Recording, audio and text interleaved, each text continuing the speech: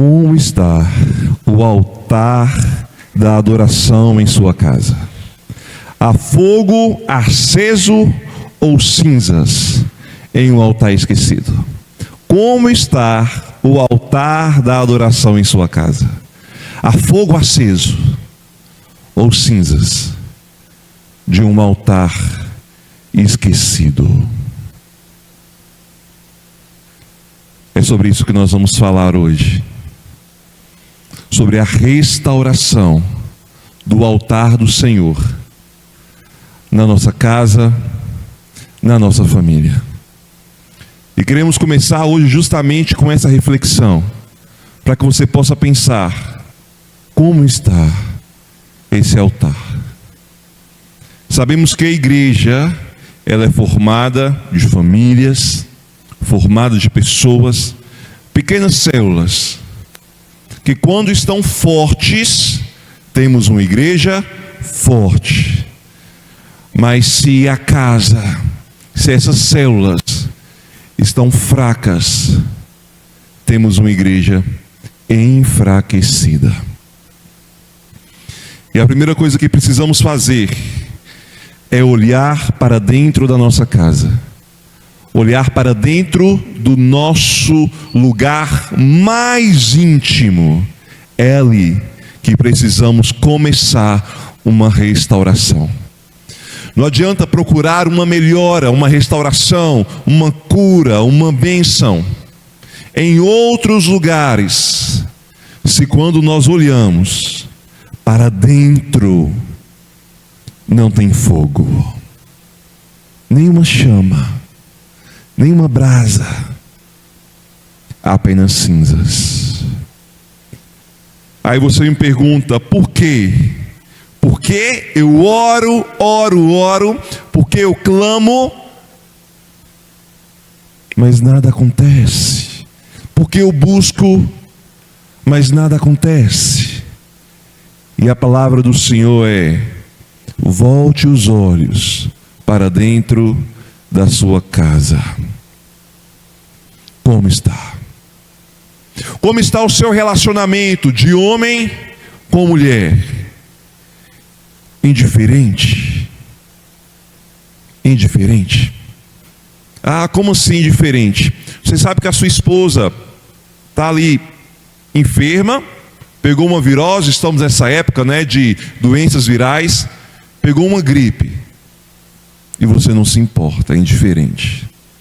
Não serve nenhum remédio para ela melhorar, ou pergunta como está, e ela se sente sozinha. Talvez o seu marido tenha trabalhado, chegado cansado em casa,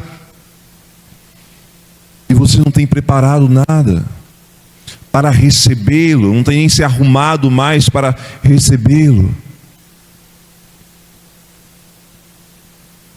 E ele chega e tem que se virar com o restante das coisas.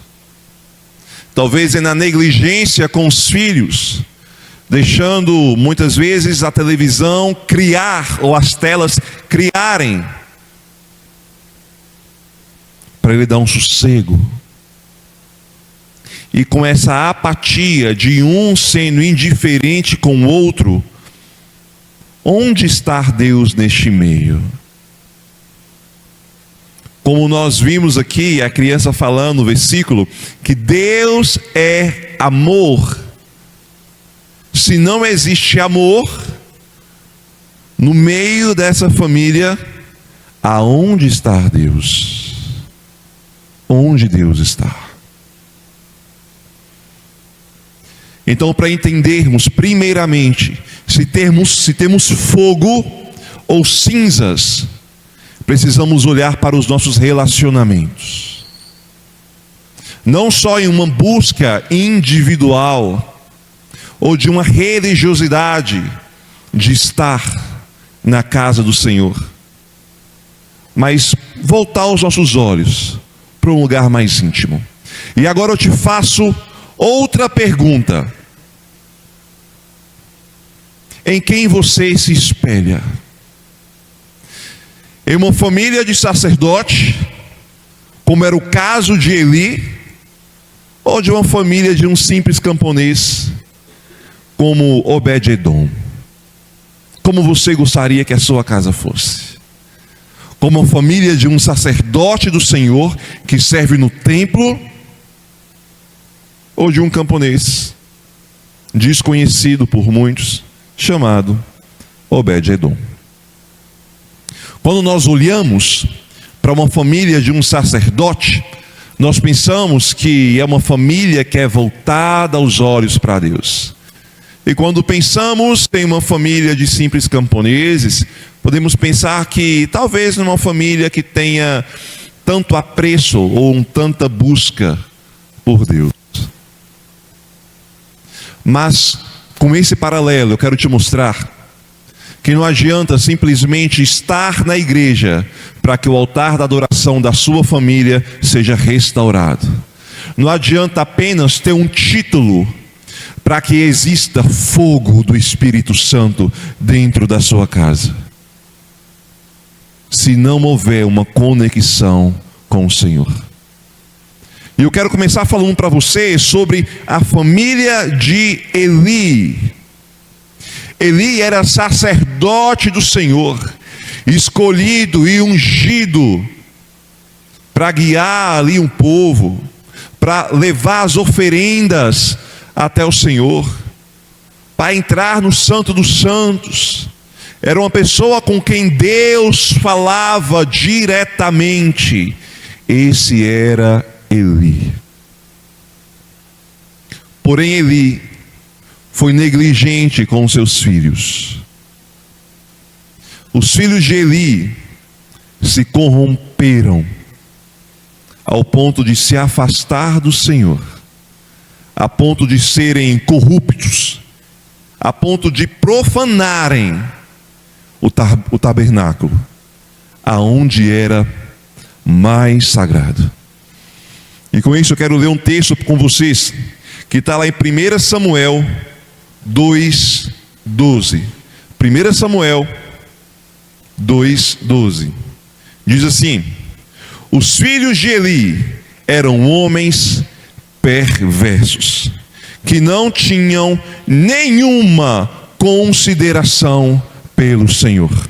Aqui na tradução está escrito: entretanto, os filhos de Eli eram ímpios, não se importavam com o Senhor. Aí eu te pergunto, como o filho de um sacerdote cria filhos que se corrompem, que de acordo com a palavra eram perversos aos olhos de Deus?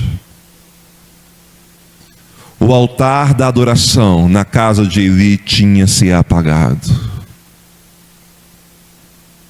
Ele vivia em uma religiosidade, cumprindo com seus papéis de sacerdote, mas Deus não falava mais com ele. Deus não falava mais com ele. Talvez com as suas preocupações em manter um templo, em administrar o tabernáculo, em guiar o povo em uma adoração, ele se esqueceu de voltar os seus olhos para aquilo que era mais importante para a sua família, para os seus 2 filhos, Ofni e Finéias, que roubavam, profanavam, prostituíam.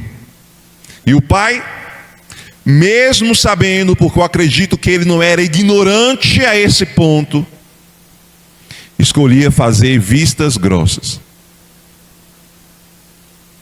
perante os atos dos seus filhos. E o que eu quero te falar nesse momento é que tem coisas dentro da sua casa, dentro do seu lar, dentro da sua família, que você sabe que precisa ser consertada, que você sabe que precisa ser endireitada, e você tem feito vistas grossas para isso. Situações não resolvidas, conversas não faladas, pecados escondidos, negligência, apatia, indiferença, Você sabe o que acontece no interior da sua intimidade. E muitas vezes você tem negligenciado, deixado.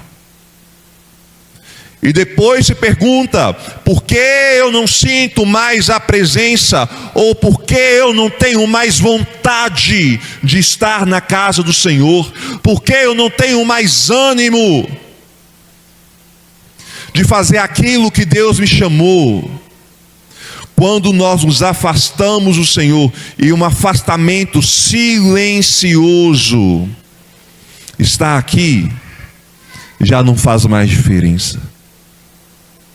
Lembra quando o salmista Davi disse: alegrei-me quando me disseram, vamos à casa do Senhor. Ele se sentiu alegre em saber que estaria presente na casa do Senhor, com os irmãos adorando. Hoje, quando temos o convite, falamos: vou ver se dá. Levantamos desculpas: hoje não dá, hoje não posso, estou cansado, estou isso, estou aquilo. Se você não tem mais a alegria de estar aqui servindo, existe algo que precisa ser resolvido. E eu digo que é dentro da sua casa. Se você não tem mais vontade, antigamente era assim, antigamente era assado. Nós não vivemos da glória do passado, meu irmão. Nós temos que visualizar e crer em um futuro ainda melhor, porque o nosso Deus não é um Deus de glória passada, mas é um Deus da glória passada, da glória presente e da glória futura. Antes eu tinha vontade, hoje não tenho mais. Existe algo errado que precisa ser consertado. E talvez você está caindo nessa negligência.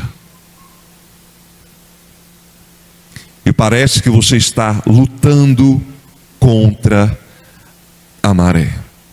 E eu quero falar para você o seguinte, em uma palavra dura: isso cobra um preço. Isso cobra um preço. Está longe do Senhor não ter um altar flamejante dentro da sua casa,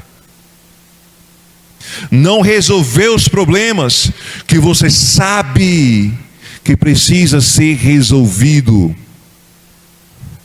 cobra um preço. E o preço sobre a família de Eli não foi algo barato. É uma das passagens mais duras que vamos ver o Senhor falando. Vamos ler junto comigo? Lá em 2 Samuel 2, agora lá no 27. 2 Samuel 2, 27. Vamos ver se é isso aí. Então chegou isso. O meu diz assim: certo dia veio a Eli um homem de Deus e lhe transmitiu a seguinte mensagem: assim diz o Senhor, eu me revelei aos seus antepassados, quando eles eram escravos de Faraó no Egito.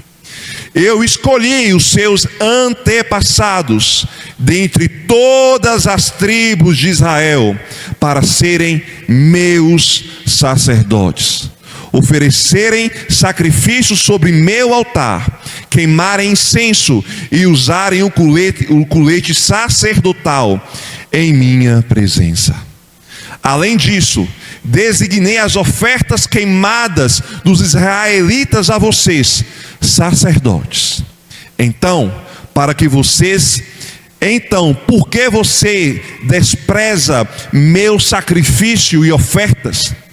Porque honra seus filhos mais do que a mim? Pois você e eles engordam com as melhores partes das ofertas do meu povo Israel. Portanto, assim declara o Senhor, Deus de Israel: prometi que membros da sua família, da tribo de Levi, sempre seriam meus sacerdotes. Agora, porém, declara o Senhor, isso não acontecerá. Honrarei aqueles que me honram e desprezarei aqueles que me desprezam. Está chegando o tempo em que acabarei com a força de sua família, e nenhum de seus sacerdotes chegará à velhice. Você verá a aflição de minha casa, e quando eu trouxer todo o bem sobre Israel, ninguém em sua família chegará à velhice para testemunhar. Sobreviverão os poucos e não eliminar do serviço em meu altar. Mas seus olhos ficarão cegos e o seu coração se partirá, e seus filhos morrerão pela espada. E para provar que a minha palavra se cumprirá, farei que seus filhos, Ofni e Ofneia, morram no mesmo dia. Então levantarei um sacerdote fiel que me servirá e fará tudo que desejo. E estabelecerei a família dele, e eles serão sacerdotes diante do meu ungido para sempre. Então todos que restarem da sua família se curvarão diante dele, mendigando dinheiro e alimento e pedindo: por favor, consiga para nós algum trabalho entre os sacerdotes, para termos o que comer. Forte, forte, forte, forte. Uma das passagens mais fortes em que um profeta é levantado para falar com Eli. Uma palavra diz: você me amou, você amou seus filhos mais do que a mim. Eli foi negligente. Ele viu o fogo se apagar dentro da sua casa, dentro da sua vida, e foi negligente. Até que o Senhor levantou alguém para proferir essa palavra para ele. E o meu despertar para você hoje é: não deixe que a ira do Senhor venha sobre a sua casa, sobre a sua família. Ainda há tempo de restaurar o altar da adoração dentro da sua casa. Ainda há chance de restaurar uma adoração dentro da sua família. Ainda há chance de um pedir perdão para o outro, de acabar com a indiferença, de acabar com o descaso, de acabar com a negligência. O Senhor desperta famílias nesses últimos tempos. Famílias fortes estruturam uma igreja, mas famílias em ruínas tiram o alicerce da casa do Senhor. Não adianta termos apenas a aparência se não tivermos a vivência.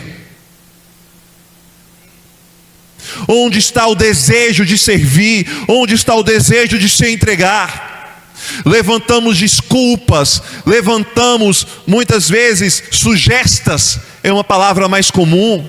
Eu não posso, eu não consigo, não dá. Onde está a alegria de vir levantar as mãos junto com os irmãos e adorar? Se eu não tenho paz em minha casa, se a minha casa não queima um altar do Senhor, não há vontade de se estar em lugar nenhum. Porque se não existe amor, não existe Deus. Se não existe uma adoração, não existe presença do Espírito Santo. E talvez você está se enganando, assim como Eli se enganava, achando que estava tudo certo, quando não está. Quando não está. É momento de despertar. É momento de voltar a velhas práticas, aquilo que você deixou para trás. É momento de se posicionar como marido, como esposa, como filho diante do Senhor, como uma família que decidiu servir a Deus. Ah, Franco, meus pais, tome a sua posição de filho e de servo e adora o Senhor.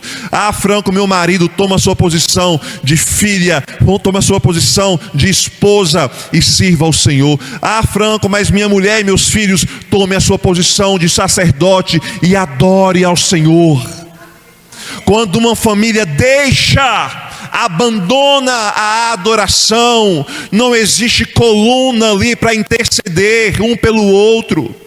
Enquanto um estiver ali, buscando a presença do Senhor, uma família é santificada. Mas quando alguém desiste e a família toda se esfria, aonde está a proteção? Aonde está a presença?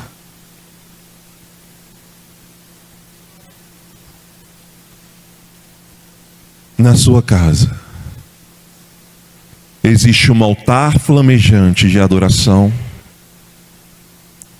ou cinzas de um velho altar esquecido? Vamos falar agora da família de Obed-edom. Obed-edom, ele é pouco falado na Bíblia. Existe um relato onde ele aparece. E está lá em 2 Samuel 6:11. 2 Samuel 6:11. Só para contextualizar, os filhos de Eli, Ofni e Finéias, foram para a guerra, levando a arca, acreditando que a presença do Senhor estava lá. Mas a arca não é amuleto, ela simboliza a presença do Senhor, já não estava mais lá. E eles perdem a guerra, eles morrem no mesmo dia. Eli fica sabendo, cai para trás, morre com o pescoço quebrado. E a arca do Senhor é levada.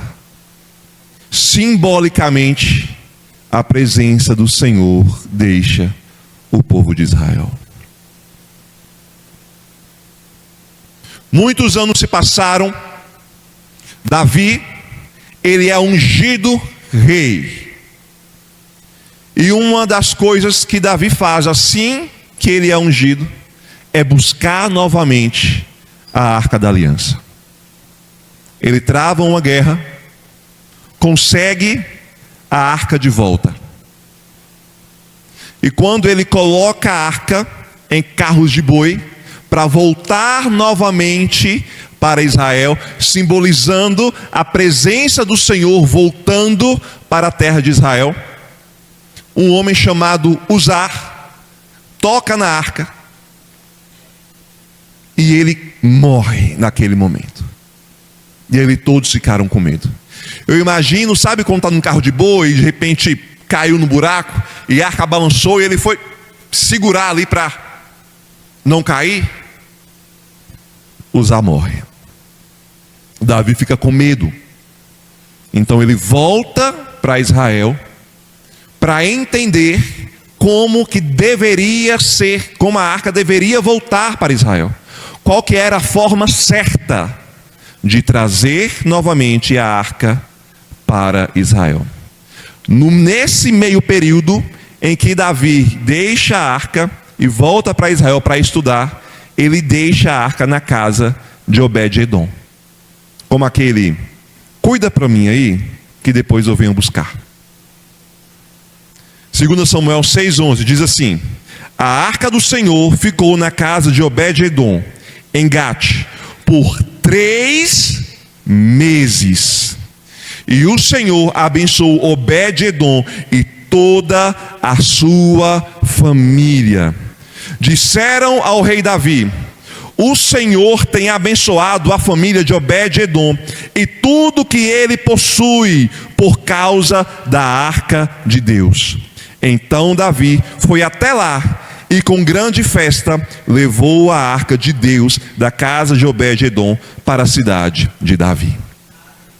Durante 3 meses, nesse período em que a arca caiu, que Davi deixou na casa de Obed-edom, e ele foi estudar maneiras de voltar com a arca para Israel, durante 3 meses, a casa de Obed-edom foi abençoada e tudo o que ele possuía foi abençoado.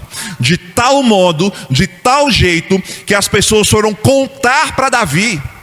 Fala: Davi, Obed-edom, aquele que morava lá no meio da estrada, na beira da estrada, que você deixou a arca lá para guardar, ele está enriquecendo Davi, assim, de uma forma inexplicável. Apenas em 3 meses, o Senhor abençoou a casa dele, que está todo mundo comentando. Não é só porque a arca estava lá, porque a arca não é um amuleto, mas eu acredito que Obed-edom e a sua família tinham um coração voltado para Deus. Obed-edom, talvez ele já tinha ouvido as histórias, porque é passado de geração para geração, sobre a arca e como a arca foi perdida.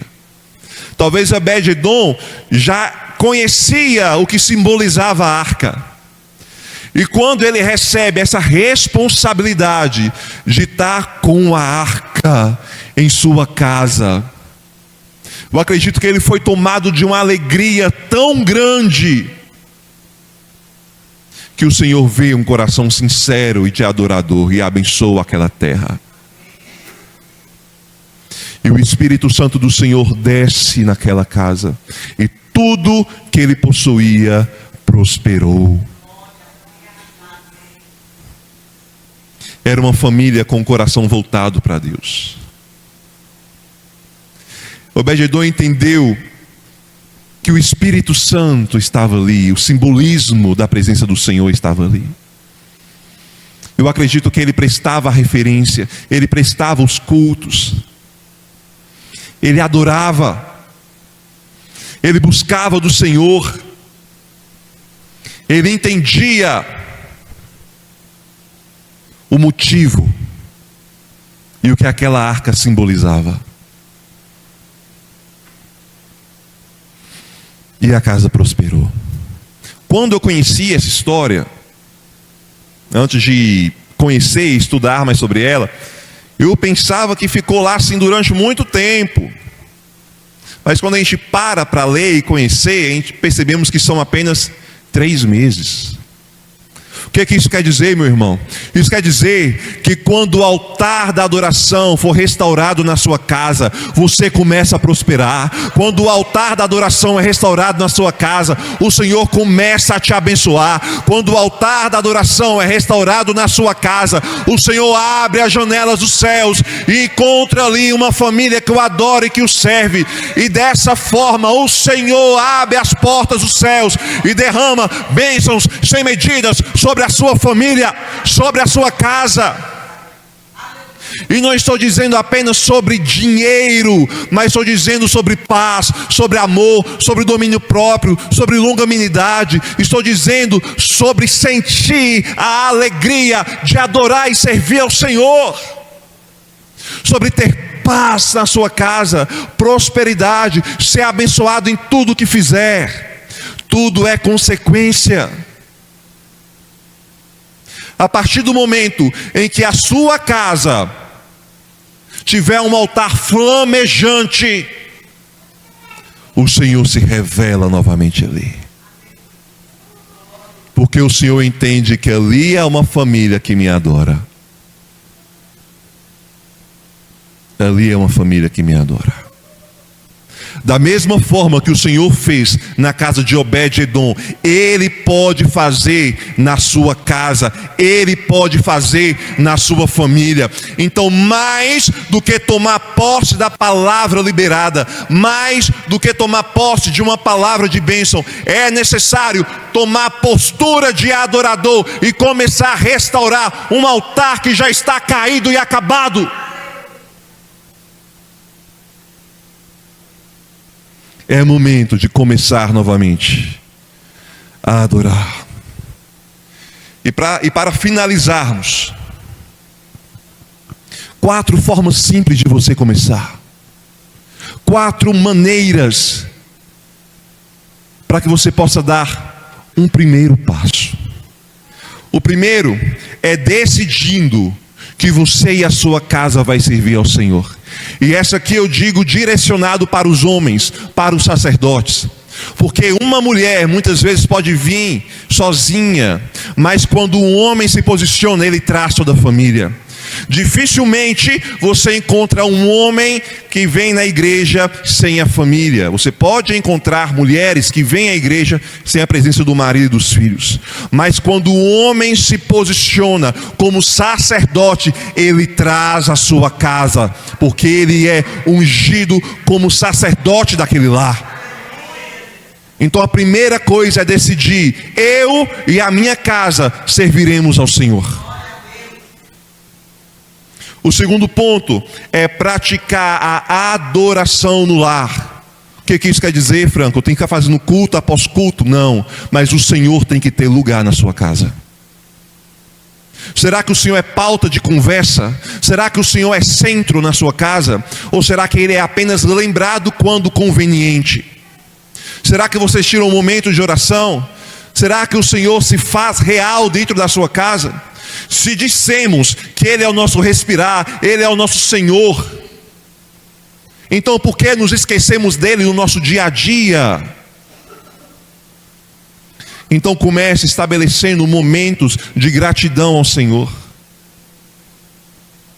Comece estabelecendo momentos de devocional. O casal orando e lendo a palavra junto, a família lendo e conversando junto, louvores. A sua casa precisa ter uma atmosfera de adoração. O terceiro ponto é vivendo valores bíblicos no dia a dia. Como assim, Franco, valores bíblicos? Para quem você tem que pedir perdão e não pediu, ou para quem você deve liberar perdão e não liberou.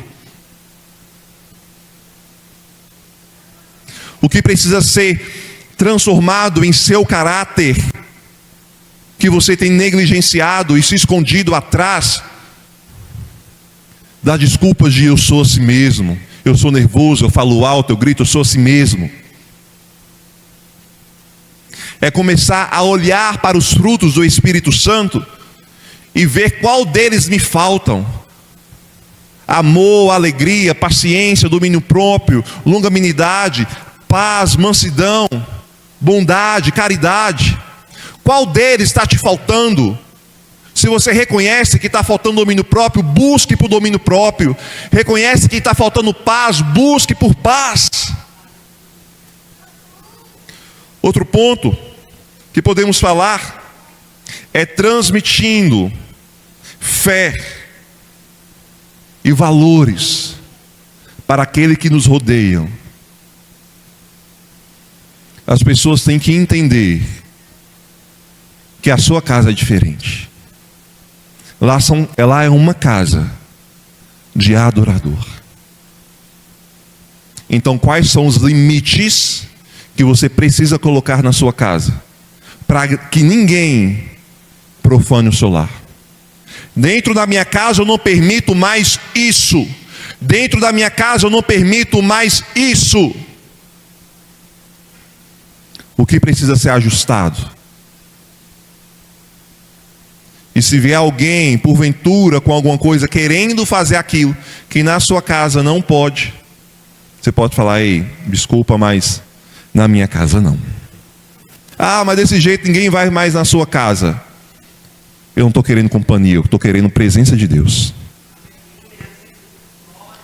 E por isso, muitas vezes, nós perdemos a presença de outras pessoas, quando valores são instituídos. Na minha casa eu não aceito mais grito. Na minha casa eu não aceito mais palavrões. Na minha casa eu não aceito mais comportamentos mundanos. O Senhor revela para você aquilo que você precisa cortar. Eu não preciso dizer na minha casa, nós temos aquilo que nós não permitimos lá. E isso vai do direcionamento que Deus traz para a sua vida.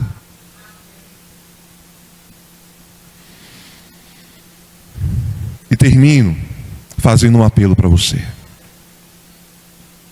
Não espere que o dia mau, pela negligência, chegue. Não espere. Não espere que as aflições, pelas brechas abertas, chegue. É tempo de reconstrução. É tempo de reforma. E enquanto isso, é orando. Enquanto isso, é clamando. Enquanto isso, é estando na presença dEle. É uma rotina, meu irmão. Não é apenas, hoje comecei a orar, pá. Não. Constância. Constância. Dia após dia. Dia após dia. E você vai vendo. Aos poucos você vai vendo a transformação. E naquela casa que havia confusão, agora paz. E naquela casa onde não havia prosperidade, agora tem a presença do Senhor. E naquela casa onde havia conflitos, já não existe mais. Se posicionar, porque o Senhor vai te dando estratégias. Ele é o Deus que dá a sabedoria. Não é o Deus que te dá conhecimento, mas é um Deus que te dá sabedoria. Conhecimento nós buscamos. Conhecimento nós buscamos.